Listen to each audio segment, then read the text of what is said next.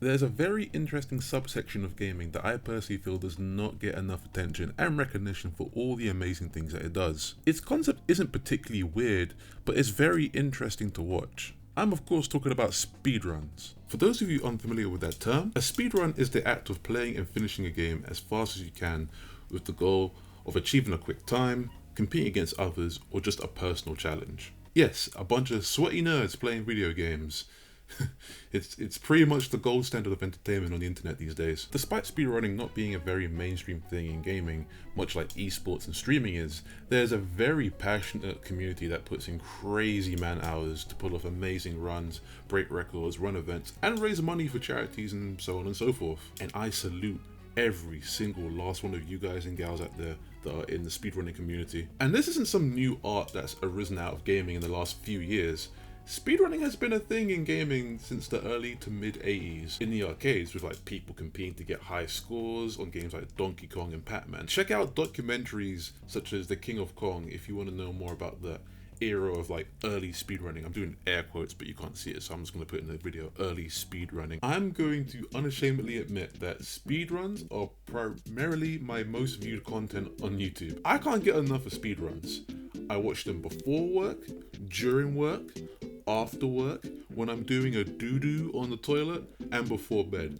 Watching a game's design get completely blown the f*** out is exciting as hell, especially when it's a game that you've played to death as a kid. This might have been something you did as a kid if you felt you were hot shit at a video game like Super Mario 64 or GoldenEye or Pokemon Red and Blue or Cory in the House for Nintendo DS. Damn, I don't know what your childhood was like.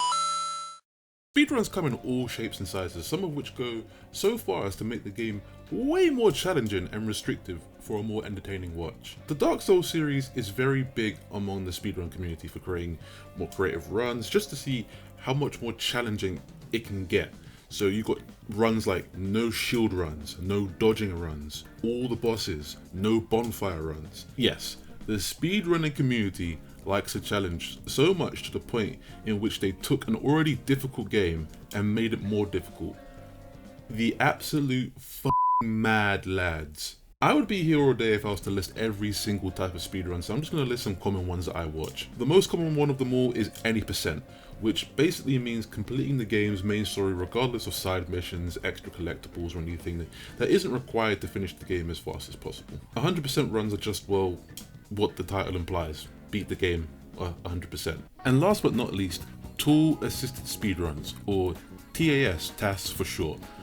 These types of speedruns are my personal favourite purely for the entertainment factor. Task runs in a nutshell are speedruns completed and performed with the help and use of emulator tools such as save states to be able to go back and fix any little mistakes made, and allow them to make frame by frame perfect button inputs that are near impossible to perform with normal human reflexes. With all those tools at your disposal, you get speedruns that look a lot like this.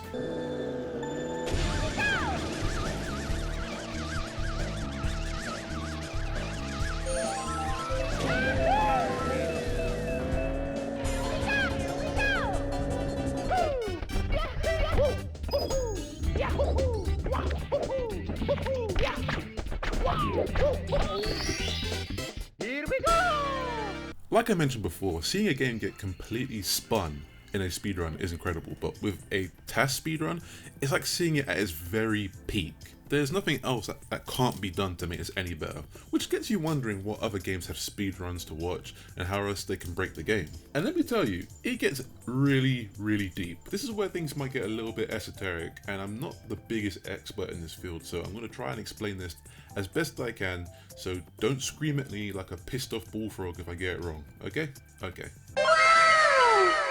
To give you some backstory, the original Pokemon games were coded in assembly language, which to my knowledge is more designed towards computer architecture and operating systems. Plus, they weren't programmed very well in the first place, which opened the floodgates for a crazy amount of exploits and glitches and bugs. Just Google search the problem with Gen 1 and you'll see a long list of issues. What this meant for the game is that you can manipulate certain things by putting in specific inputs that normal players aren't allowed to manipulate, which is how the infamous missing no glitch came to fruition. Now, how this all links back to the speedrun is that what these runners did was code a script to be run on an emulator for Pokemon Yellow, which did very specific frame inputs to effectively reprogram the game in the background. On the surface, all it looked like they were doing was just dropping and moving certain items around in their bag for about 5 minutes and walking to and talking to certain people. But what this accumulated to was them reprogramming the game into Pokemon Gold, Tetris, and Super Mario Bros. Deluxe for the Game Boy. I swear to God, I'm not making this up. This is a legit video on YouTube. I will post the link on the screen right now. I am not kidding. There's also a video of Super Mario World on the Super Nintendo being reprogrammed in this fashion to run a primitive version of Pong and Snake. This is what I was talking about regarding speedruns and the crazy things that go into making them. In fact, let's talk about how to make one.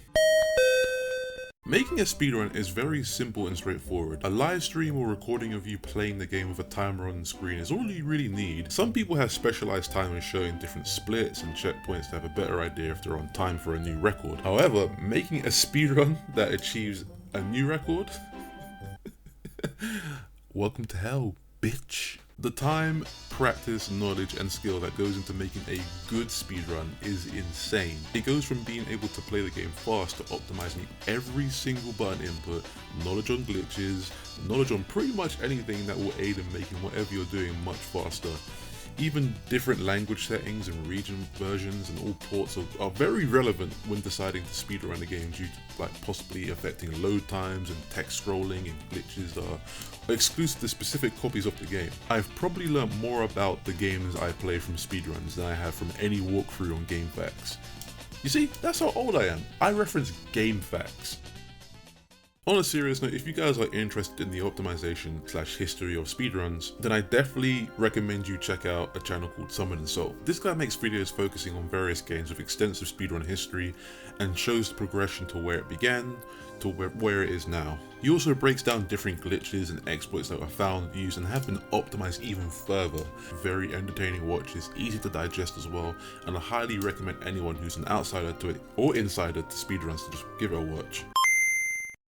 Despite everything I've said in this video, you're probably wondering how any of this affects gaming in the present and in the future. Will gaming developers acknowledge the speedrunning community, or will speedrunning find refuge in a more underground and indie market? I feel like all of those questions have already been answered in subtle ways and obvious ways. For one, the indie community has dedicated games and modes specifically for speedrunning in mind. Take the games Speedrunners and Dustforce. They have quite dedicated speedrunning sort of things and ideas for speedrunning. 2, games such as Super Mario Odyssey and Sonic Generations might not directly come out and say this is something designed for speedrunnings, but I do think that its movement mechanics and level design do encourage players to experiment for greater optimization in their playthroughs with risk of added challenge. To end this video out, speedruns are cool as shit. I hope they get more attention in the future. Please watch them and tweet me about them at astralblacklord so I have people to geek out with. I like talking on Twitter about stuff I like talking about, so yeah, watch some speedruns, they're really fun to watch. To all my subscribers, or new and old subscribers, it's just a little portion of the video I just want to talk to you guys about. Sorry you guys had to go months without a video. I've had a lot of personal things going on in my life to deal with. Plus my PC died. Yeah, my PC died, so I had to rebuild it, in which it took forever to save up for. But when you're living by yourself, it's very taxing on your money. I'll tell you that. But now I'm in a much better place mentally. My PC's fixed because now I'm editing this video on the newly fixed PC, and I'm back to making videos again. I know this video was very small, very short, not a lot going on, and the editing might not be the greatest as well because I am using a new editing software and it's going to take me some time to adjust to it. So I hope it doesn't look too bad. I hope the quality doesn't take too much of a hit, but I'm learning. I'm watching a lot of tutorials on how to get better, but yeah, whatever. But thank you guys for being so patient. I do have some more videos coming down the line. I don't know if I'll go back to streaming because I don't know if you guys like that shit, but well, it's whatever. But anyway, thanks for watching and peace out, baby.